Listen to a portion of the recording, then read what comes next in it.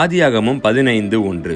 இந்த காரியங்கள் நடந்த பின்பு கர்த்தருடைய வார்த்தை ஆபிரகாமுக்கு தரிசனத்தில் உண்டாகி அவர், ஆபிராமே, நீ பயப்படாதே, நான் உனக்கு கேடகமும் உனக்கு மகா பெரிய பலனமாக இருக்கிறேன் என்றார். உங்ககிட்ட யாரோ பயப்படாதீங்கன்னு சொன்னால் கொஞ்சம் நம்பிக்கையாக இருப்பீங்க. ஆனால் சொல்கிறவங்க யார் தெரியுமா? ஒரு மனுஷன். அவங்களுக்கு ஏகப்பட்ட பிரச்சனை இருக்குது. ஆனால் உங்களை பார்த்து கர்த்தர் சொல்கிற வார்த்தை, அந்த ஆபிரகாமேன்ற பேருக்கு பதிலாக உங்கள் பேரை போட்டுக்கோங்க, நீ பயப்படாத. ஏன் தெரியுமா?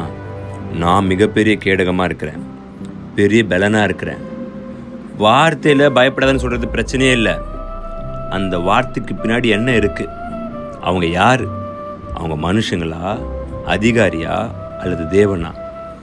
உங்களுக்கு தேவனே பாதுகாப்பாக இருக்கும் பொழுது நீங்கள் ஏன் பயப்படணும்? எதை பற்றியும் கவலைப்படாதீங்க. உங்கள் பயத்தை அப்படியே அவர்கிட்ட கொடுத்துருங்க. அவரே சொல்கிறாரு, நான் உனக்கு மிகப்பெரிய கேடகமாக இருக்கிறேன், மகா பெரிய பலனாக இருக்கிறேன்.